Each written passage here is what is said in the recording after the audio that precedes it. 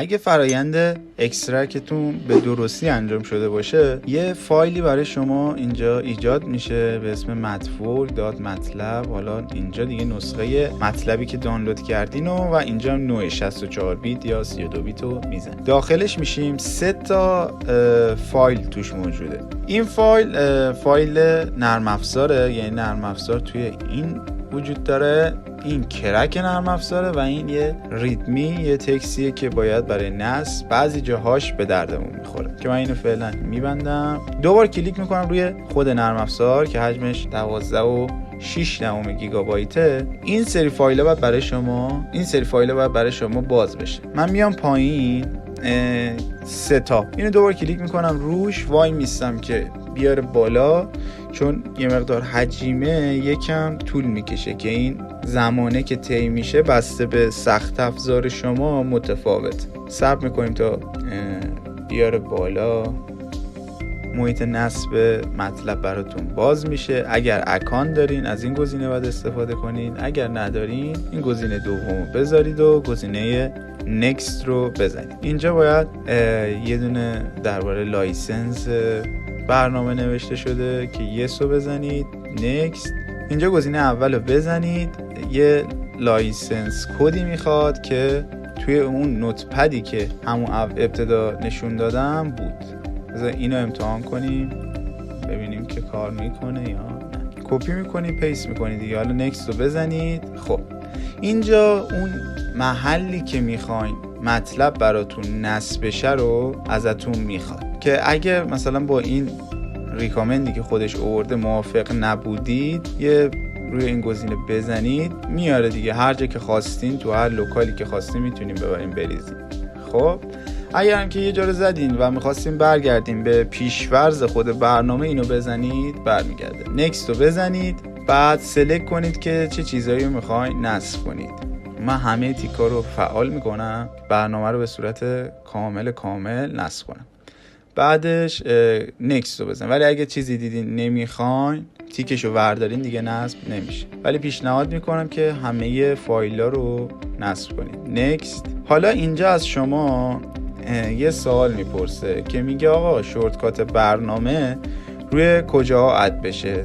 ببین 2 تا گزینه داره، یکی استارت منوی ویندوزه، یکی هم دسکتاپه. میتونید یکیشو انتخاب کنید، میتونید جفتشو انتخاب کنید، میتونید اصلا انتخابش نکنید. من روی جفتش میذارم که هم توی دسکتاپم هم توی استارت منوم ایجاد بشه و نکست رو میزنم. یکی میخوای شما یه همچین چیزایی رو نصب کنی که گزینه اینستال رو میزنی و فرایند نصب آغاز میشه. یه مقداری این فرایند نصبش باید طولانی باشه چون هم حجم برنامه خیلی زیاده، همین که ما برنامه رو داریم کامل نصب میکنیم که اینم باز بسته به سخت افزار متفاوت خواهد بود تایمی که طول خواهد کشید.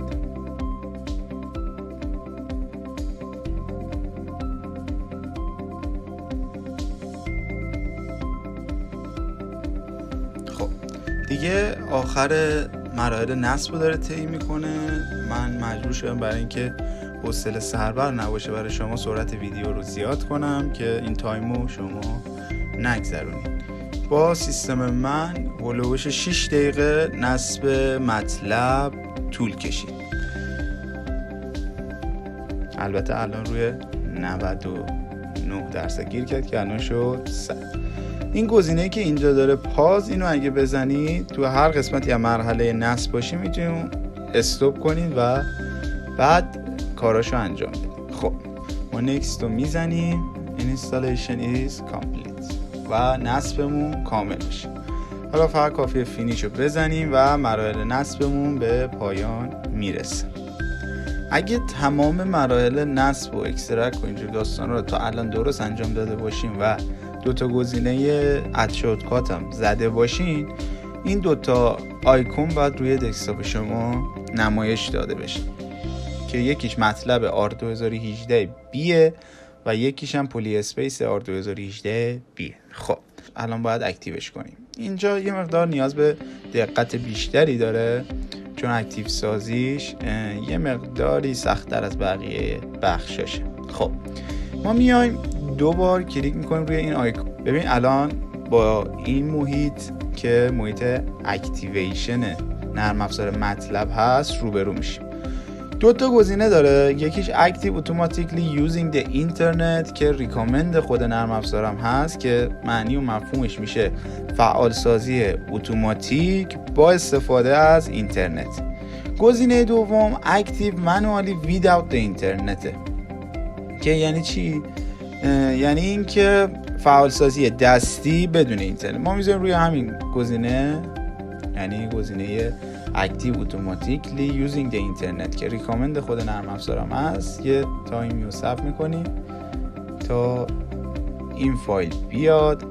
خب اگه اکانت دارین که اینجا ایمیل آدرستون رو میدین و اینجا هم پسوردتون رو تموم میشه.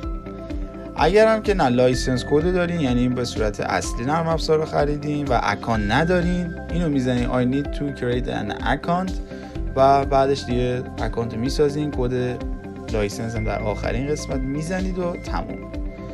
که معنی این میشه نیاز دارم که یک اکانت بسازم. اما برای ما که کرکیه میام اینجا enter the full path to your license file including the file name میزنم، از این قسمت browse میزنم. حالا اینو دیگه باید چیکار کنیم؟ اگه یادتون باشه ما موقع نصب کردنش توی پوشمون 3 تا فایل داشتیم. یکی ریدمی بود که یه کد برای نصب اولیه توش استخراج کردیم، یه دونه فایل اصلی نرم افزار بود که نرم افزار رو باش نصب کردیم، یه دونه کرک. حالا دیگه کارمون با این 2 تا تموم شده و نوبت میرسه به این کرکه.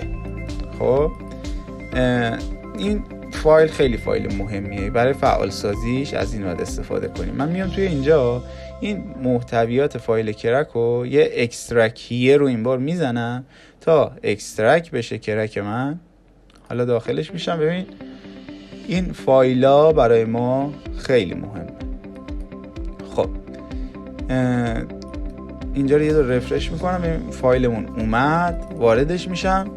این لایسنس فایلی که برای خود نرم افزاره رو سلکت میکنم و گزینه نکست رو میزنم. ببین اگر کرکتون به درستی انجام شده باشه، اینجا با پیغام اکتیویشن کامپلیت یا فرایند نصب شما کامل شده است روبرو میشید. فینیش رو بزنید.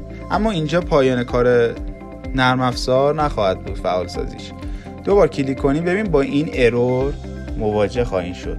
لایسنس منیجر ارور 8. خب برای حل این مشکل ما چی کار کنیم که این مشکلمون هم حل شه؟ خب برای حل این مشکل میریم تو محلی که نرم افزار رو نصب کردیم که پیدا کردنش یه مقداری سخت خواهد بود. خب میایم کلیک راست میکنیم، گزینه پراپرتیس رو میزنیم، اوپن فایل لوکیشن رو از بخش شورتکات انتخاب میکنیم و میریم به سراغ اون جایی که ما نرم افزار رو نصب کردیم. اینطوری خیلی راحت تره. اگه من اینجا توی مطلب بزنم، ما توی یه همچین مجموعه‌ای برداشتیم و مطلب رو نصب کردیم. حالا برای اینکه اون مشکلمون از بین بره، من نیاز دارم که فایل R2018 بیمونو اینجا واردش بشم. یه پوشه داره بین، اینو کپی کنم و بیام توی این محلی که ما نرم افزار رو نصب کردیم کلیک راست و پیستش کنم. اینجا از شما اجازه این کار رو میخواد که شما کانتینیو رو بزنید تا این کار انجام شه. یه دور رفرش کنید، ببندین همه چی و اپلای کانتینیو اوکی. حالا نرم افزار رو اجرا کنید. اگر این مرحله رو به درستی انجام داده باشین، نرم افزار بدون هیچ گونه ارور میاد بالا. به همین سادگی کار نصب ما تموم شده و به پایان رسیده. حالا یه فرمان خیلی ساده‌ام من توی این نرم افزار جستجو میکنم ببینیم که برنامه به درستی کار میکنه یا نه. مثلا 2 به اضافه 4. بله کاملا درست کار میکنه. 2 به اضافه 4 جوابی که به من داده 6. حالا یه چند تا دیگه هم سرچ میکنم. 3 ضرب داره مثلا 6 18 کاملا درسته. فرمان مینها شماله امتحان بریم 4 کامل داره درست جواب منو میده. یه دونم تقسیم بریم 8 تقسیم برای مثلا 2 4.